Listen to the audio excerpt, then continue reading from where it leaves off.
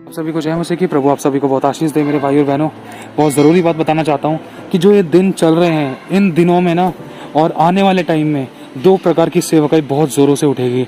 सबसे पहला है अपोस्टल्स, और सबसे पहला प्रेरित अपोस्टल्स जिनको कहते हैं, और दूसरा है भविष्यवक्ता जिनको कहते हैं प्रॉफिट्स। ठीक है, ये दो प्रकार की सेवकाई बहुत सामर्थ्य रूप से उठने पर है, और परमेश्वर आपको चाहता है कि आप अपने आप को परमेश्वर की महिमा के लिए तैयार करो, क्योंकि खुदावंद का वचन कहता है वो अंत के दिनों में अपनी महिमा, अपने आत्मा को, अपनी सामर्थ को, अपने अभिषेक को, अपनी आशीषों को अपने बच्चों पर उड़ेलेगा। लिखा है जवान दर्शन देखेंगे, पुण्य स्वप्न देखेंगे, और बेटा बेटी भविष्यवाणियां करेंगे।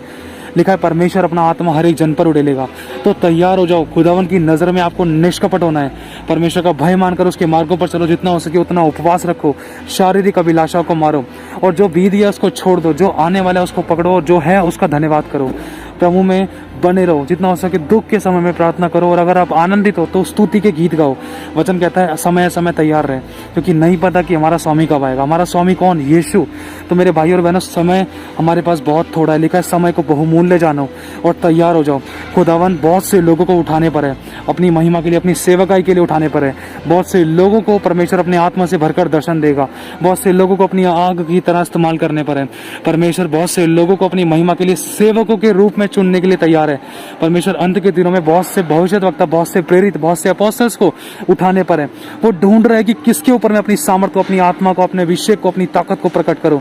जिसकी निर्बलता है उसी की निर्बलता में अपनी सामर्थ को दिखाऊं। जो निर्बल है शरीर में, प्राण में और आत्मा में, जो सब प्रकार से निर्बल है, उसकी निर्बलता में अपनी सामर्थ को दिखाऊं। प्रभु आज चाहता है, वो चाहता है कि हम उसकी दृष्टि में निष्कपट बने, ताकि वो हमारे निर्बलता में अपनी सामर्थ को दिखाए।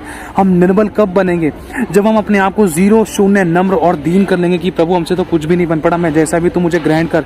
प्रभु मुझे अपनी महिमा के लिए इस्तेमाल कर, आग की तरह इस्तेमाल कर, मेरी अगुवाई कर, अपनी आत्मा के वरदानों से, अपनी सामर्थ से, अपने अभिषेक से, अपनी ताकत से, अपने वचनों से मुझे भर दे, अपने सामर्थ और अपने अनुग्रह से मुझे भर दे पिता, और मेरी अगुवाई कर, मुझे अपने डर, पवित्र भय से भर और सच्चे प्रेम से भर, जिसके द्वारा मैं शैतान के सर को कुचलूं। ऐसा समय आने वाला है, खुदावंद का वचन कहता है कि जो मुझ पर विश्वास करता है, मैं तुमसे सच सच कहता हूँ, जो काम मैंने किए वो तुम भी करोगे, वरन मुझसे बड़े बड़े कार्य करोगे। आज खुदावंद कहता है, आप बना अपने आप को उपवास में दृढ़ कर, मजबूत कर। उपवास के द्वारा तू अपनी शारीरिक इंद्रियों पर कब्जा कर पाएगा। उपवास के द्वारा तू सामर्थ पाएगा। उपवास के द्वारा तेरी आत्मिक उन्नति होगी। उपवास के द्वारा तू वरदानों को, तू सामर्थ को, तेरे अभिषेक को पाएगा। और उपवास की गहराई के द्वारा, उपवास रखने के द्वारा तू अपनी आत्मा का विकास होते हुए देख पाएगा, और शैतान की चालों को समझ पाएगा, और शत्रु के जलते हुए तीरों को बुझा पाएगा। उपवास ही एक ऐसी सामर्थ है जिसके द्वारा दुष्ट की जाति नाश की जाती है, क्योंकि लिखा है एक ऐसी जाति है जो बिना उपवास और प्रार्थना के नहीं जाती। तो मेरे भाई और बहनों, खुदा चाहता है कि हम आने वाले समय में क्या आज ही से, इसी पल से अपने आप को परमेश्वर के ग्रहण योग्य बनाएं, और डर और पवित्र भय में चलकर उसके मार्गों पर चलें। उसके साथ एक समय बिताने का एक क्वालिटी टाइम रखें कि हाँ प्रभु, ये समय तेरा है, आज से मैं इसी समय में तेरे साथ प्रार्थना करा करूंगा। मेरी मदद सहायता कर, और मेरी आराधना तुझे स्वीकार हो, मेरी प्रार्थना तुझे ग्रहण योग्य हो, और मेरा जीवन आत्मिक उन्नति पाए, और मेरा जीवन शारीरिक रूप से बहुत मजबूत और स्ट्रांग हो जाए। मुझे किसी बली वस्तु की घटी ना हो। तू मुझे महामारी, मार रोगों से तू प्रभु बचा कर रखेगा। मैं तेरी सेवा के लिए अपने आप को देता हूँ प्रभु, तू मुझे इस्तेमाल कर। मुझसे कुछ भी नहीं बन पड़ा। इस पल तक की जो भी गलतियां हुई प्रभु मुझे क्षमा कर। प्रभु से पश्चाताप करके दीन और नम्र बन के उसके साथ कनेक्ट हो जाओ। खुदा चाहता है कि अपने आप को वो आप लोगों पर प्रकट करे। मेरे भाई और बहनों, खुदा बहुत सामर्थ्य रूप से इस्तेमाल करने पर है आपको, लेकिन शैतान जानता है, शैतान ये वाली बात जानता है कि परमेश्वर आपको इस्तेमाल करने पर है। इसीलिए वो छोटी छोटी बातों में, अभिलाषाओं में, बुराइयों में, कुछ घर की जिम्मेदारियों में, कुछ हमारे खुद की गलतियों के कारण हम फंस जाते हैं। और शैतान ऐसा घेर कर मारता था कि इंसान विश्वासी कहीं का नहीं रहता था, क्योंकि शैतान ने बड़े बड़े लोगों को गिराया है, बड़े बड़े विश्वासियों को, बड़े बड़े अभिषिक्तों को गिराया है मेरे भाई और बहनों। इसलिए सावधान।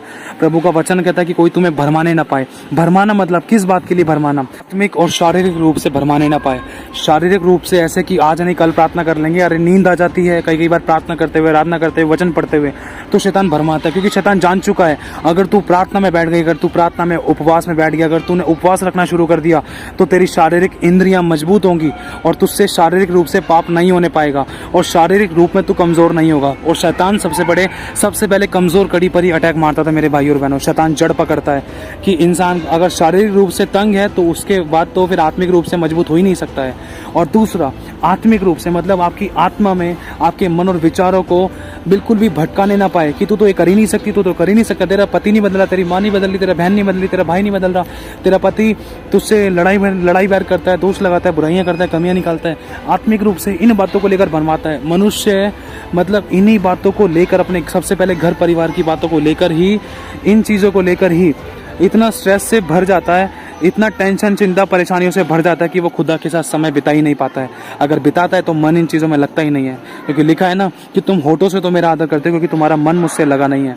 तो मेरे भाई और बहनों, शैतान सबसे पहले अपने घर वालों को विरोधी करता था, और घर से ही सेवकाई शुरू होती है। और खुदा आपको उठाना चाहता है, खुदा आपको उठाना चाहता है, अपनी महिमा के लिए इस्तेमाल करना चाहता है। और मुर्दों को कौन जिलाएगा, बीमारों को कौन चंगा करेगा, अनाथ और विधवाओं की सुधि कौन लेगा। जो इतने सारे लोग जो प्रभु के वचन को नहीं जानते, वो कैसे जानेंगे? वो तेरे द्वारा जानेंगे। मैंने तुझे चुन लिया है। पढ़, मैं आज तुझसे कहता हूँ यशाया अध्याय 60 और उसकी पहली आयत से, ये तेरे लिए है। पढ़ यशाया 41 का 10 से 13 तक, ये तेरे लिए है। पढ़ यहोशू 1 का 5, 7, 8, 9, ये तेरे लिए है। मैंने तुझे चुन लिया है, लेकिन तू अपनी बुलाहट को पहचान, जान और समझ और मेरे अनुसार चल। मैं शैतान को तेरे पाँव की चौकी कर दूंगा। मेरे अनुसार चल, बुराइयों से बैर कर, सच्चाई का, पवित्रता का, खराई का जीवन जी और मेरे साथ ईमानदार रहे।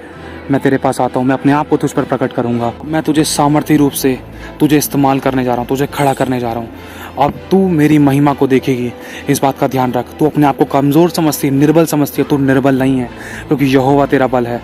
तू क्या सोचता है कि तेरी कोई सुनता नहीं है, कि तेरे वचन पे जो तू वचन को प्रचार करता है कि कोई सुनता नहीं है? देख, अब तेरे द्वारा मैं मरकुस 16 का 20 पूरा करूंगा। तेरे द्वारा अपनी महिमा को उठाऊंगा। मैं बहुत ऐसे तुझे इस्तेमाल करने पर हूँ, क्योंकि मैं अंत के दिनों में अपना आत्मा हर एक जन पर उड़ेलने पर हूँ। क्या तू इस योग्य है अपने आप को दीन और नम्र कर, ताकि मैं अपने आप को तेरे ऊपर प्रकट करूँ, ताकि तू मेरे गुणों में बढ़ता जाए और लोग तुझ में तुझे नहीं वरन मुझे और मेरे पिता को देखने पाए। मैं तुझ में अपनी सामर्थ प्रकट करूंगा और तेरे द्वारा बड़े बड़े वो काम होंगे जो तूने कभी जिंदगी में नहीं सोचे, क्योंकि लिखा है, जो बातें तेरी आंखों ने नहीं देखी, जो बातें तेरे कानों ने नहीं सुनी, जो बातें तेरे मन के चित्त में नहीं चढ़ी, वो बातें मैं अपनों से प्रेम करने वालों के लिए करने जा रहा हूँ। तू मुझसे प्रेम करता है ना, तो मेरे अनुसार चल, हियाब बांध और दृढ़ हो जा, भय ना खा, तेरा मन कच्चा ना हो। लग रहा है ना थोड़ा सा कलेश है, थोड़ा सा दुख है, लेकिन ये परमानेंट नहीं है। हियाब बांध और मेरे साथ चल, चुप रहकर दुख को सह। जिन्होंने बेइज्जती करी उन सबों के सामने मैं तुझे सदा के घमंड का कारण ठहराने जा रहा हूँ। तुझे इस्तेमाल करने पर हूँ मैं तेरे मित्रों के बीच, तेरे परिवार वालों के बीच, तेरे लोगों के बीच, तेरे शत्रुओं के बीच। मैं तेरे लिए मेज बिछाऊंगा, तुझे अपनी महिमा के लिए आग की तरह इस्तेमाल करूंगा। चारों दिशाओं से लोग तेरे पास आ रहे हैं, अपने मुंह को खोल, मैं तेरे मुंह को अपने वचन से भर दूंगा और तू मेरी महिमा करने पाएगा। मैं तेरे साथ हूँ। आमीन।